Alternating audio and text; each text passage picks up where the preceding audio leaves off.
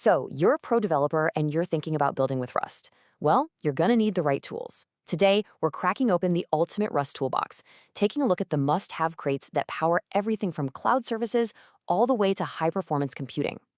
And that really gets to the core question driving so much of Rust's adoption, right? Can its ecosystem actually deliver on that incredible promise?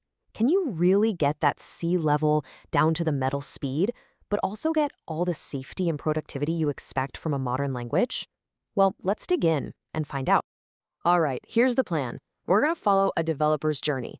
We'll start with the why, the fundamentals of Rust. Then we'll get our hands dirty building an async web service, figure out how to handle complex data and errors, then scale things up for heavy CPU tasks. And finally, we'll put Rust in the ring for a head-to-head showdown with C.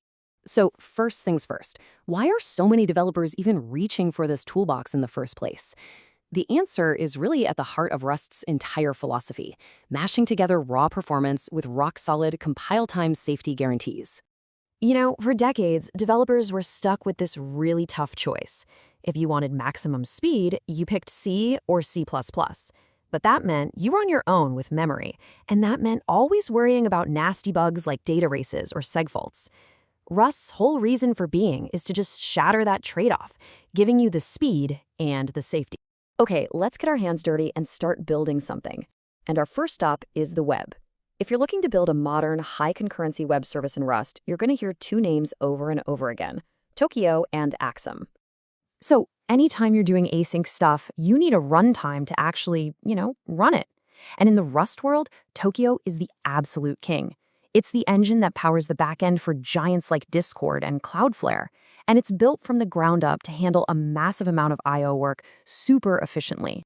Then, sitting right on top of Tokio, you've got Axum, a web framework built by the very same team. And what's so cool about it is how simple it is. It takes all that power from Tokio and gives it to you with a really clean API. I mean, this one line of code here defines a whole route.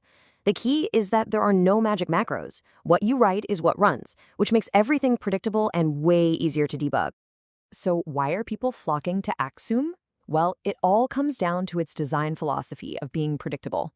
Error handling is straightforward, and your handlers are just normal async functions. Plus, it's built on something called the Tower middleware ecosystem. Think of it like a giant box of Lego pieces for your web service, pre-built, reusable parts for things like compression, logging, and authentication. Okay, but a real-world service is more than just a bunch of routes, right? It has to take in data, send data out, and most importantly, it has to handle things without crashing when they inevitably go wrong. All right, let's talk about handling data. When you need to turn something like incoming JSON into a Rust struct, there's really only one name you need to know, Serde. And this number, over 30 million, that's roughly how many times it gets downloaded every month. Yeah, it is without a doubt the standard for serialization and deserialization in the entire Rust ecosystem. So handling data when everything goes right is great. But what about when things go wrong? A file is missing, a network call fails, the data is just plain wrong. And things always go wrong, right? Well, Rust's ecosystem has some amazing specialized tools just for this. This chart does a fantastic job of breaking it down because it's not about one best way. It's about picking the right tool for the job. Just look at that suitable stage row. It tells the whole story. Building an app where you just want to know that an error happened. Anyhow is your friend. Super easy. Writing a library where you need to give your users specific error types. You reach for this error. And for those super complex systems, Snafu gives you the ultimate power and control. Okay, so far, we've been talking a lot about I/O-bound work, waiting for network requests. But what if you need to do some real number crunching? Some heavy CPU-intensive work, like processing an image or running a simulation.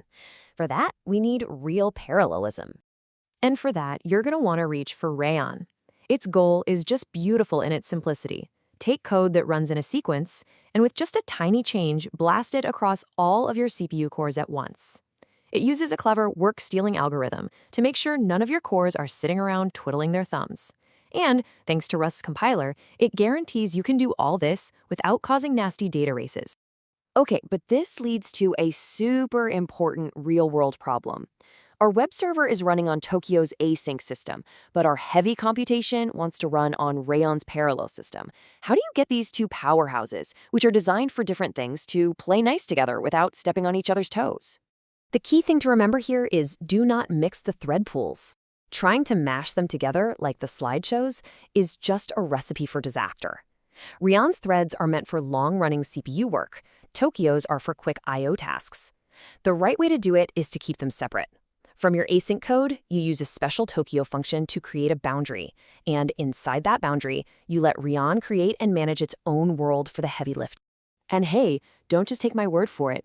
This is a hot topic in the community, and the folks who know their stuff all say the same thing. Keep your thread pools separate. It's the only way to avoid starving your async runtime and make sure your app's performance stays predictable. All right, we've built a web service, we've parallelized our heavy computations.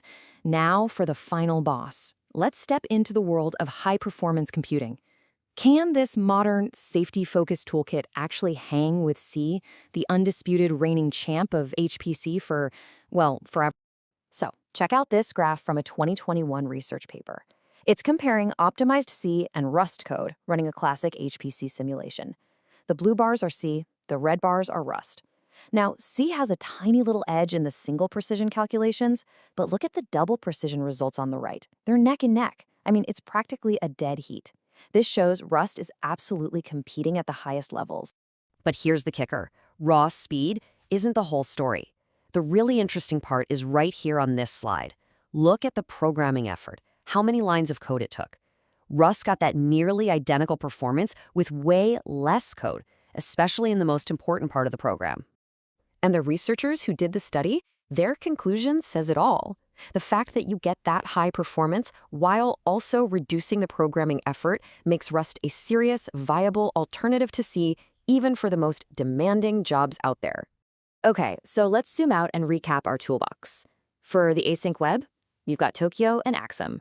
For handling data, Serde, no question. For errors, anyhow for your app, this error for your libraries. And for parallel CPU work, Rayon. When you put it all together, you don't just get an app that's safe, you get one that's competitive with C on performance, but is way more productive to actually build. And that really brings us to the final big picture question. In those few cases where C might still eke out a tiny performance win, is that trade-off really worth giving up the massive gains you get in memory safety, fearless concurrency, and just plain developer productivity that the Rust ecosystem gives you? For more and more professional developers, the answer is a clear and resounding no.